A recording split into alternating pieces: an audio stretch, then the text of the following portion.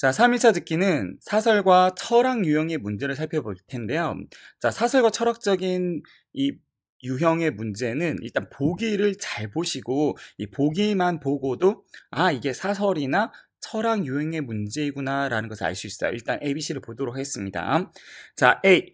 好茶要配好杯子. 자, 좋은 차는 좋은 잔과 배합을 해서 맞춰서 먹어야 된다. B. 春季喝茶 요 장조, 장조 하면은 중시하다는 뜻이 있고 주의하다는 뜻이 있죠. 그래서 봄에 차를 마실 때는 주의해야 된다. C. 要珍惜现在拥有的. 자, 지금 가진 것을 소중히 여겨야 된다. D. 不要过分追逐名利. 자, 너무 과도하게 이 명예와 이익을 쫓아서는 안 된다라는 내용이 나왔어요.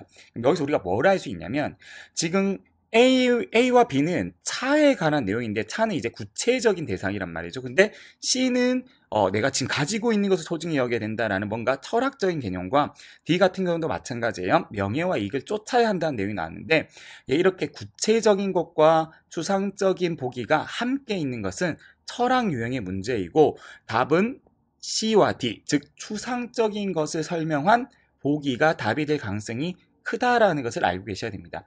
한번 진짜 그런지 지문을 살펴보도록 하겠습니다. 자, 지문 내용인데요. 일단 파란색 부분만 볼게요. 자, 특히 사설 철학적인 유형의 문장은 첫 번째 문장을 듣고 이해하는 게 가장 중요합니다. 如果生活是茶水那么金钱地位都是杯子. 자, 만약에 생활이 차라면 그러면 돈과 지위는 모두 찻잔이다. 자, 여기서 우리가 알 수 있는 게 뭐예요? 그러니까 생활을 얘기를 하고 싶은데 이 생활을 뭐에 비유한 거예요? 바로 차에 비유했고 그리고 돈과 지위, 즉 아까 이익과 명예 같은 것은 다 잔으로 비유를 했다라는 거. 그러면은 실제로는 차를 얘기하겠다는 게 아닙니다. 그렇죠? 그래서 마지막 문장을 좀 볼게요.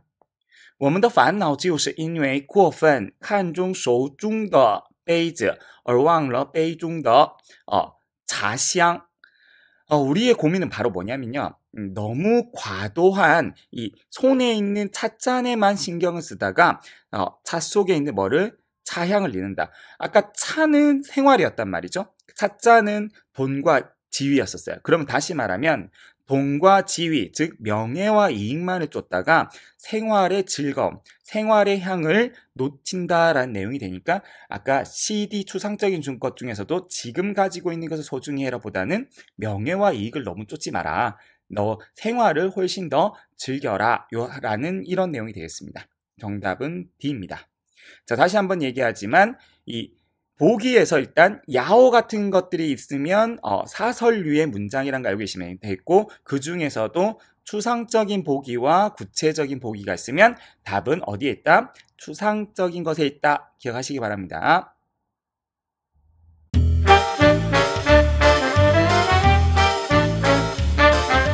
자, 3일차 독해는 남용에 관해서 얘기를 한번 해볼 텐데요. 남용이란 게 뭐죠? 남용은 뭔가 남용해서, 그러니까 더 많이 쓰는 것을 얘기하는 거예요. 그래서 두 가지로 나눌 수가 있는데요. 첫 번째는 의미 중복. 그러니까 의미가 중복되는데 똑같이 쓴 표현이라든지 두 번째. 그러니까 문장 성분을 나누니까 쓸데없는 성분을 괜히 굳이 넣은 경우. 그래서 두 가지 형태의 남용을 볼 텐데요. 일단 먼저 첫 번째는 의미 중복된 형태부터 보도록 하겠습니다. 일단 예문을 보시면은요. 要提高情商需做多方面的努力其中要学会分享十分重要. 자, 내용은 어렵지가 않아요. 이 提高情商, 칭상 EQ거든요. 그래서 EQ를 높이려면 쉬는 必须의 줄임말이에요. 그래서 반드시 做多方面的努力, 做努力, 뭘 해야 된다? 다방면의 노력을 해야 돼요. 그 중에서도 学会分享, 学会分享하면은 함께 누릴 줄 아는 것을 얘기합니다. 그래서 要学会分享十分重要. 여기서 문제가 되는 건 뭐냐면 앞에 제가 전략 PT에다가 의미가 중복되는 표현들을 정리를 해놨는데요. 야오란 개념은 뒤에 있는 동사구를 해야 한다는 내용이에요. 해야 한다.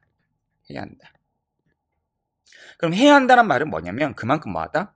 이 말은 중요하다는 말과 겹치는 거죠. 그러니까 단어가 야오와 중야오 같은 단어라는 개념이 아니라 야오 学会分享 함께 나눌 줄 알아야 된다는 말은 결국 学会分享十分重要 함께 나눌 줄 아는 것이 중요하다라는 의미와 같기 때문에 이 두 가지 표현을 둘 다 쓴다면 어떻게 된다?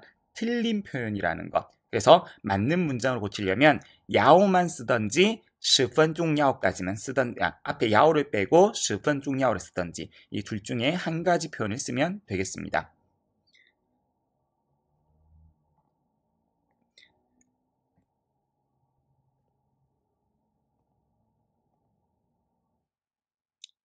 자, 다음은 예제를 좀 보면서 얘기를 할게요. 예제를 보면서 아까 의미 중복만 봤는데 이번에는 성분남용, 쓸데없는 성분을 더 쓴 경우를 좀 볼 텐데요. 일단 정답은 A로 나와 있고 한번 살펴보도록 하겠습니다.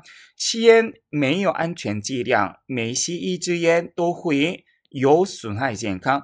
자, 문장 성분 한번 나눠볼게요. 제가 포인트에 정리를 해놨는데 시엔 흡연은 没有安全剂量. 안전剂量이 뭐냐면 안전 조제량, 그러니까 안전량이란 게 없어요. 무슨 말이냐면 매시 이즈엔 한 까치를 피든 몇 까치를 피든 모든 까치 한 개 피를 피울 때마다 또 후이 모두 뭐 하게 된다?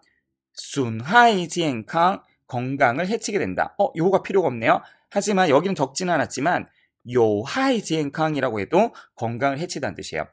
결국 주어와 수로와 목적어를 나누고 이 문장을 꾸며주는 부사어를 빼고 났더니 이 요라는 성분은 필요가 없는 성분이라는 거죠. 다르게는 어떻게 된다고요?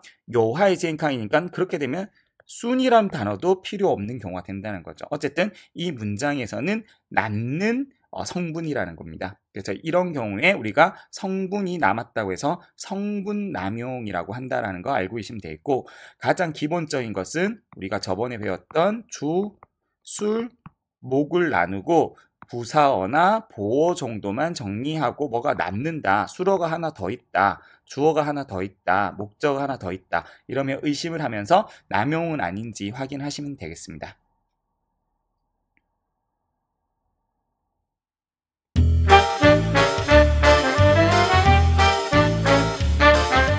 (3일차) 자, 3일차 쓰기는 줄이기 중에서도 이 표현을 바꾸어서 줄이는 연습을 좀 해볼 텐데요. 일단 연습 문장을 보시죠. 1번입니다. 一个乞丐来到我家门口向我母亲乞讨，这个乞丐很可怜，他的整条右手臂断掉了。 한 거지가 우리 집 현관에 와서 어머니에게 구걸을 했고요. 이 거지는 불쌍하게도 그의 오른팔 전체가 잘려 없었습니다. 자, 이 문장을 줄일 때 가장 중요한 건 핵심 사건은 반드시 남겨야 되고 그 핵심 사건의 주요 인물들도 반드시 들어가야 된다고 했었습니다. 그래서 거지가 들어가야 되겠고요. 어머니에게 구걸했으니까 어머니에게 구걸했다. 뭐 우리 집 왔다도 중요한 내용이 되겠네요. 그리고 불쌍하다는 표현 뭐 넣어도 좋고요. 이거는 빠져도 상관없을 것 같아요. 하지만 일단 중요한 사실은 만약에 이 거지가 팔이 없었던 사실이 나중에 내용과 조금의 연관이 있다면 그 오른팔이 없었다는 내용은 다 들어가야 되겠는데요. 오늘은 표현을 바꿔보는 거잖아요. 자, 원문에서는 요手臂断掉了, 오른팔이 잘려 없었다라는 표현을 쓸 건데 우리는 더 쉬운 표현 没有手臂 그렇죠. 没有手臂 이러면 될 것 같아요. 没有手臂 하면은 팔이 오른팔이 없었다. 뭐 요手臂 하시면 되는데 오른팔만 없었다라고 얘기한다면 요手臂 이렇게 들어가면 될 것 같아요. 그럼 한번 줄여봅시다. 일단 우리 집 현관까지 왔다라고 할 필요는 없겠죠. 一个乞丐来我家 우리 집에 왔다. 자, 시향 무치 치타오. 자, 여러분들 시향 잘 모르시는 분 계신데 시향 뒤에 사람이 나오면 주로 뒤에는 추상 동작이 나옵니다. 그래서 구걸하다라는 거. 구걸하다라는 이런 추상 동작이 나오면 돼요. 그래서 어머니에게 구걸을 했고요. 다 메이오 요 소비 그렇죠? 메이오를 썼네요. 손이 오른팔이 없었다. 그래서 뭐 했다? 很可怜 이라고 하시면 되겠습니다. 뭐 불쌍하다는 표현은 안 넣어도 크게 문제는 되지 않을 것 같아요. 그래서 一个乞丐来我家向母亲乞讨他没有右手臂 다음 문장 보시죠. 두 번째 문장을 보니까 아마 아까 문장과 좀 이어지는 내용이 있네요. 그쵸? 치가이가 또 등장하네요. 무친이랑 한번 들어가 보겠습니다. 무친 递给乞丐一条雪白的毛巾乞丐接过去用毛巾很仔细的把脸和脖子擦一遍雪白的毛巾变成了黑毛巾 자, 어머니가 거지에게 하나의 새하얀 수건을 건넸고요. 거지는 받아들고 수건으로 꼼꼼하게 얼굴과 목을 한번 닦았고 새하얀 수건이 검은 수건으로 변했다. 자, 일단 주인공이 어머니와 거지는 계속해서 들어가야 될 것 같고요. 여기서 가장 핵심 사건은 뭐냐면 수건을 건넸는데 이 수건이 검게 변할 정도로 어떻게 됐다? 아주 거지가 아주 더러웠음을 설명하는 것 같아요. 그래서 요런 내용만 들어가면 될 것 같은데요. 그래서 여기서 수식어들, 저번에 했었던 수식어는 필요가 없다고 했어요. 그렇죠? 그래서 수식어 부분을 떼버리고 뭐 받아들었다는 내용도 필요 없는 부분인 것 같아요. 그렇죠? 그리고 얼굴과 목을 닦았다라는 내용은 일단 수건을 썼다라는 내용이 들어가야 되니까 들어가면 좋겠지만 뭐 이게 자세하게 닦았다. 이 부분도 굳이 넣지 않아도 될 것 같습니다. 그 다음에 쉐바이더 다시 한번 빼버리고요. 자, 표현 바꾸기라고 했잖아. 오늘은 变成了黑毛巾이란 말은 이제 검은 수건이 되었다는 말인데 쉽게 얘기하면 뭐예요? 수건이 까매졌다. 예, 그렇게 하면 되겠죠. 그래서 참고 답안 보시면요. 무친 띠게 지갈 마오진 일단 어머니가 건넸어요. 누구에게? 예, 거지에게 수건을 건넸어요. 그렇죠? 지갈 바리엔 허보즈 얼굴과 목을 차 입에 한번 닦았습니다. 예, 닦았다라는 것도 하나의 사건이니까 일단 넣어봤어요. 그리고 마지막 표현 바꾼 거죠. 마오진 지오헤일러. 그래서 어떻게 했다? 까매졌다. 이 말은 그 정도로 거지가 좀 더러웠음을 설명할 수 있기 때문에 그러니까 어떤 한 문장을 적었는데 이 사건의 내용이 웬만큼 포함이 된다. 그러면 그런 문장으로 줄이시면 된다라는 거 염두에 두시면 되겠습니다. 다음 문장 보시겠습니다. 자, 이번엔 다른 내용인가요? 한번 볼까요? 我们在一个叫灰心书的地方会面，书的摆设也很雅致。在沙发上坐下来，看着窗台上浴缸里的红色金鱼和几盆兰花，心里一下子就开阔了起来。 자, 문장이 좀 길어 보이는데요. 우리는 하나의 회심 서재라 불리는 곳에 만났는데 서재 장식도 매우 우아했고 소파에 앉아 창턱 위에 있는 어항 속 빨간 금붕어와 몇 개의 난초 화분을 보자 마음속이 갑자기 탁 트였습니다. 자, 주요 사건은 또 우리예요. 우리가 어디에서? 회심 서재에서 만났다는 내용이고요. 이 안이 매우 우아했고 장식이 그리고 내 마음이 뭐였다? 탁 트였다. 요게 이제 기본이네요. 나머지는 좀 더 구체적인 묘사라 좀 필요가 없을 것 같아요. 특히 이 소파 위에 앉아서 본 내용들은 다 이 앞에 있는 바이셔 여기에 표현되어 있는 우리가 보통 말하는 장식들에 다 포함이 되기 때문에 굳이 적을 필요는 없고요.